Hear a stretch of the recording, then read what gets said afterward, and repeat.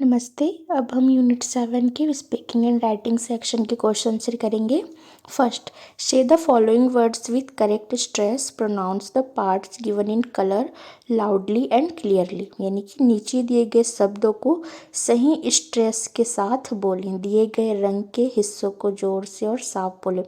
Stress यानी कि यहाँ पे जो आपको ब्लैक कलर से हाईलाइट किया गया है वो कह रहा है। Okay, camel, balloon, decent, opinion, fearless, enormous, careful, fulfill, father, together, govern, degree, bottle, before. Okay, क्या कह रहा है? In a word having more than one syllable, the stressed syllable is the one that is more prominent than the other syllables। यानी कि एक से ज़्यादा syllable वाले शब्द में स्ट्रेस वाला सिलेबल वह होता है जो दूसरे सिलेबल से ज़्यादा साफ हो।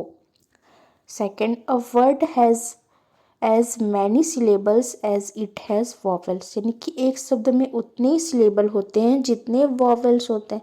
वॉवल्स क्या होते हैं आपके? AEIOU। ओके, अब देखिए यहाँ पे मैन, MAN, ये आपका क्या है? ए है ना।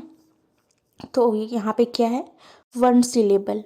वो जो सिलेबल की बात करें जो हाईलाइटेड है उसी की बात करें। आपको कह रहा है यहाँ पे एक शब्द में उतने ही सिलेबल होते हैं जितने वॉवेल होते हैं। यहाँ पे क्या है? ए हमारा क्या है? वॉवेल है। तो मैन में कितना सिलेबल हुआ हमारा? One. And MANNER, manner, manner में देखिए ए और ई टू सिलेबल है। कितने? टू। और ये दोनों ए और ई भी हमारे क्या होते हैं? वॉवेल होते हैं। Okay, third, the mark indicates that the first syllable is manner is more prominent than the other। यानी कि मार्क बताता है कि मैनर में पहला सिलेबल दूसरे सिलेबल से ज़्यादा साफ है। Okay, second, underline stressed syllables in the following words, consult the dictionary और ask the teacher if necessary. यानी कि नीचे दिए गए शब्दों में स्ट्रेस वाले सिलेबल को अंडरलाइन करें, अगर ज़रूरी हो तो डिक्शनरी देखिए या टीचर से पूछें। तो आपको क्या दिया गया? आर्टिस्ट यानी कि कलाकार, मिस्टेक यानी गलती, एक्सीडेंट यानी दुर्घटना, मोमेंट यानी कि पल, कंपेयर यानी कि तुलना, सेटिस्फाई यानी कि संतुष्ट, रिलेशन यानी कि संबंध, टेबल यानी कि मेज, इलीगल यानी कि गैर कानूनी, एग्री यानी कि सहमत, बैकवर्ड यानी कि पिछड़ा, माउंटेन यानी कि पहाड़। तो आपको क्या बोला है? नीचे दिए गए शब्दों में स्ट्रेस वाले सिलेबल को अंडरलाइन करे कह रहा है ना। तो हमारा ये क्या है? आर्टिस्ट। आर्टिस्ट में क्या है? AR।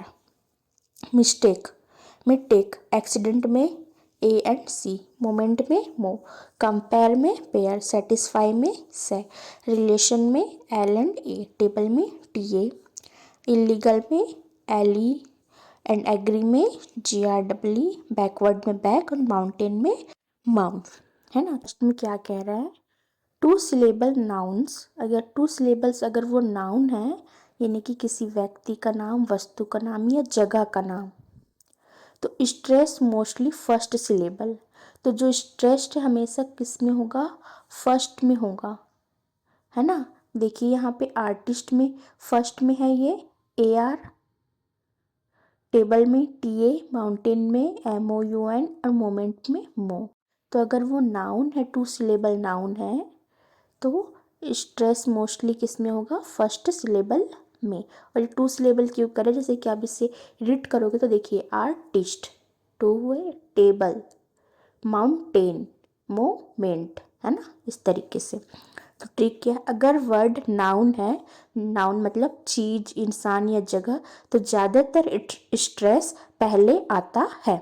तो यहाँ पे हमारा पहले आया हुआ है, जैसे कि आप देख सकते हैं artist, table, mountain and moment में। Okay, second, two syllable verbs. अभी क्या है? वर्ब्स। वर्ब्स यानी क्या होता है? एक्शन, यानी एक्शन या काम। Stress mostly second syllable. अगर वो टू सिलेबल वर्ब है, पहले वाला हमारा नाउन था एंड ये क्या है? वर्ब है। अगर टू सिलेबल वर्ब्स होगा तो स्ट्रेस मोस्टली किस में होगा? सेकंड सिलेबल में।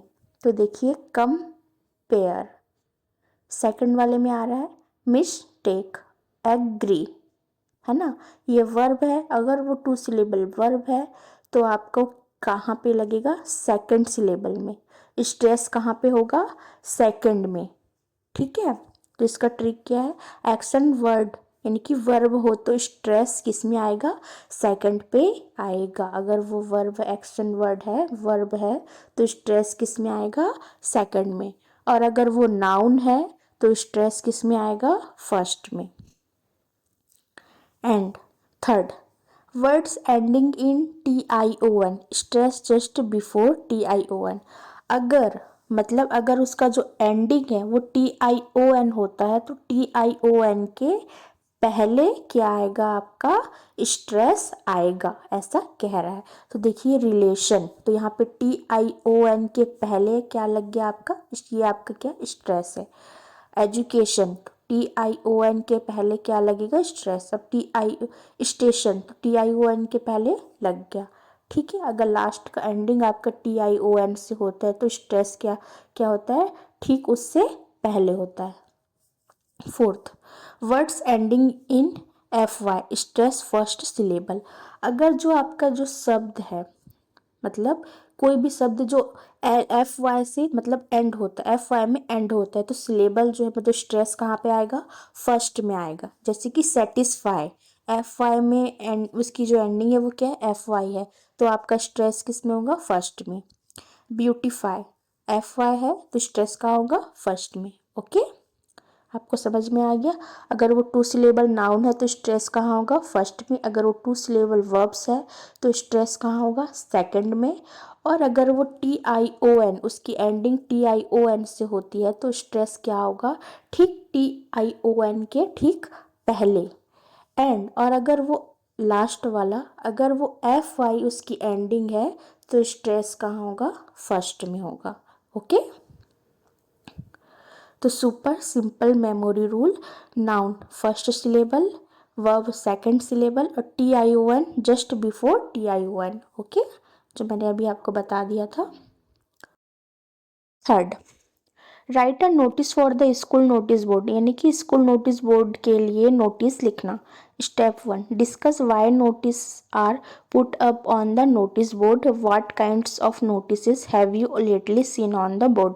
बात करें कि नोटिस बोर्ड पर नोटिस क्यों लगाए जाते हैं, आपने हाल ही में बोर्ड पर किस तरह के नोटिस देखे हैं। How is a notice different from a letter और अ डिस्क्रिप्टिव पैराग्राफ, एक नोटिस लेटर या डिस्क्रिप्टिव पैराग्राफ से कैसे अलग होता है। Step 2, suppose you have lost और found something on the campus, मान लीजिए कि आपने कैंपस में कुछ खो दिया है या पाया है। व्हाट हैव यू लॉस्ट और फाउंड, आपने क्या खोया या पाया है।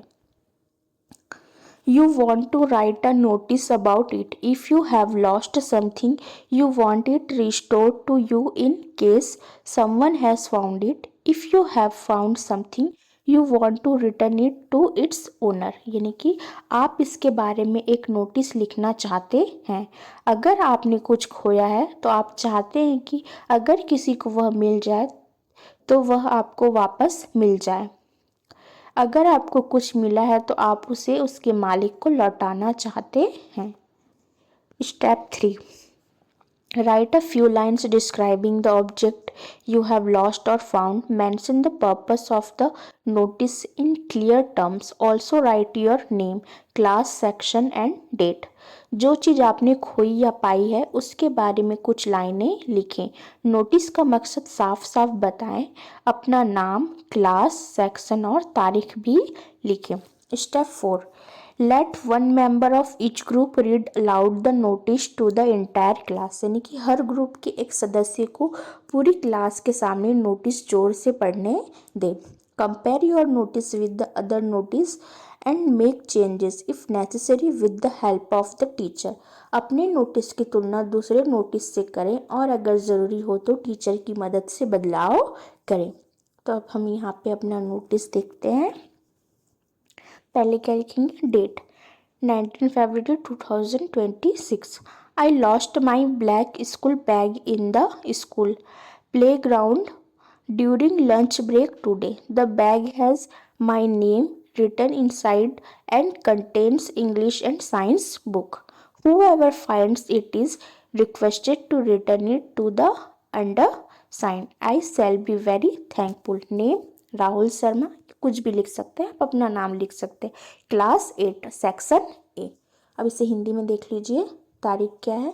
19 फरवरी 2026.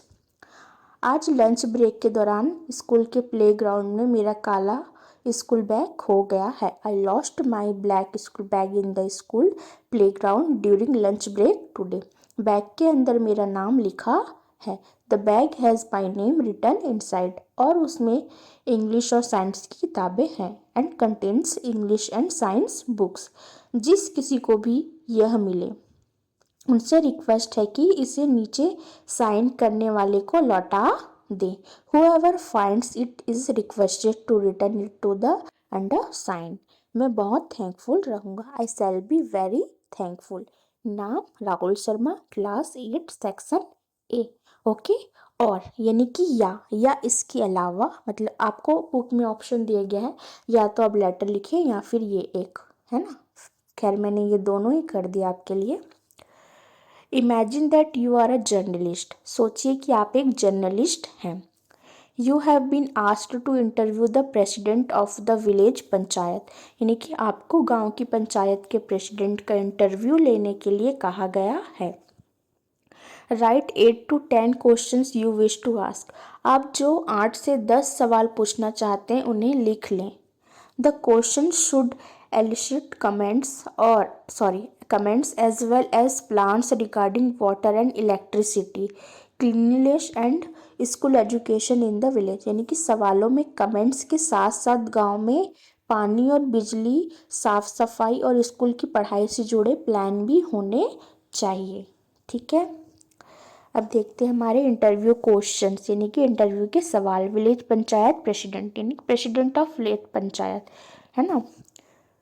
तो हमारा फर्स्ट क्या है? What steps are you taking to improve water supply in the village. यानी कि गांव में पानी की सप्लाई को बेहतर बनाने के लिए आप क्या कदम उठा रहे हैं.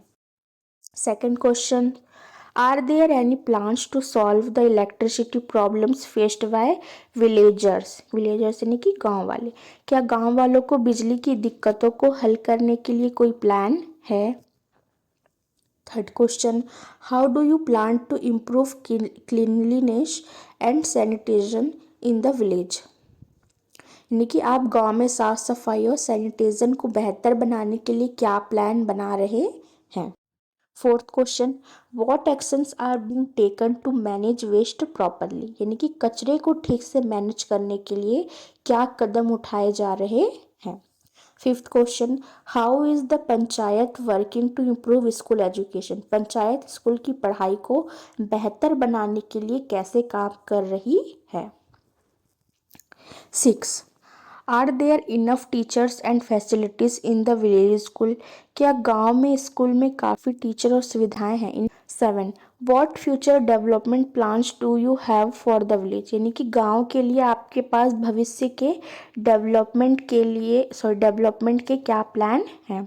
8. How can villagers support the panchayat in this projects. यानी कि गांव वाले इन प्रोजेक्ट्स में पंचायत की मदद कैसे कर सकते हैं. 9th, what challenges are you facing in improving basic facilities. यानी कि बुनियादी सुविधाओं को बेहतर बनाने में आपको किन चुनौतियों का सामना करना पड़ रहा है. 10th, when can villages expect visible improvements. यानी कि गांव वाले कब साफ दिखने वाले सुधार की उम्मीद कर सकते हैं. ओके. अब देखते हैं अ क्रुक्ड राइम, यानी कि टेढ़ी कविता. ये आपके पेज के लास्ट में ग्रीन बॉक्स में दिया गया होता है. There was a crooked man and he walked a crooked mile.